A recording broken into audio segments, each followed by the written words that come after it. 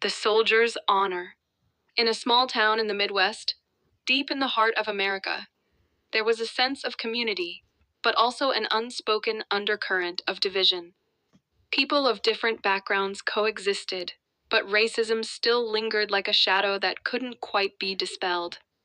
It was here that one man, a black soldier, returned home after serving overseas. His name was Marcus Johnson, and he had earned his place among the ranks of the military with honor and sacrifice. Marcus was more than just a soldier. He was a symbol of resilience.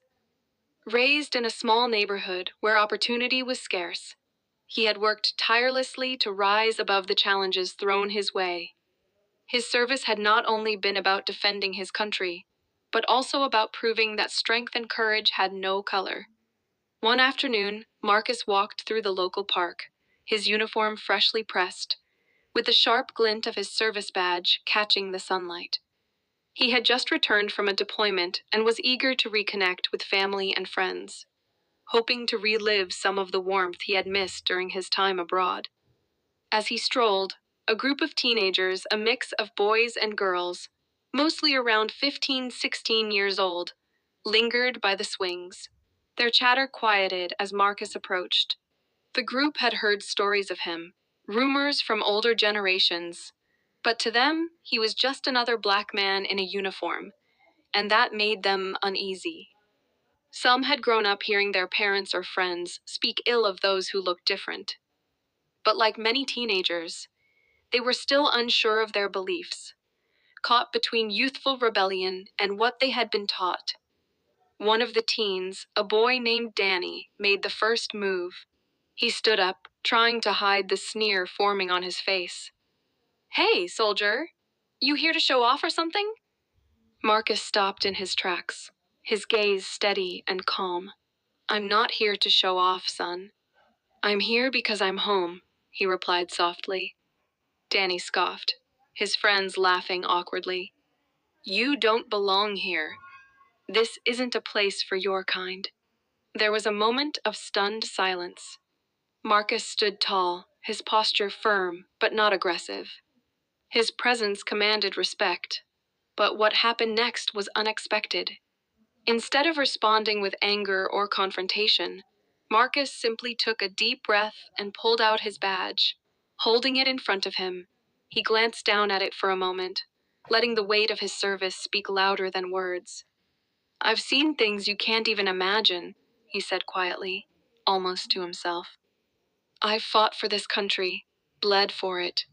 I wear this badge not because I have to, but because I choose to. And this badge means I earned my place here, just like anyone else." The group of teens, including Danny, stood frozen. There was something about the way Marcus spoke, his calmness, his pride, and his clarity, that made them pause. They hadn't expected him to remain so composed. The words seemed to pierce through their preconceived notions, challenging them in a way they weren't prepared for. Danny, who had been the loudest, shifted uncomfortably. For the first time, he saw the man in front of him not as a symbol of something he was taught to fear, but as a person, someone with a past, with struggles, with dignity. The group of teens, still silent, watched Marcus as he turned to leave. But before he did, Danny spoke up, his voice quieter now. "Thank you for your service," he muttered, almost embarrassed. Marcus paused, turning back with a small but genuine smile. "You're welcome," he replied. "And don't forget, we all have a part to play in making this place better.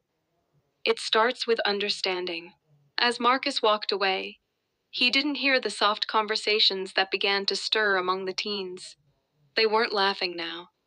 They were reflecting, questioning the narratives they had been told, and perhaps, for the first time, understanding what it meant to be a soldier, and what it truly meant to be human.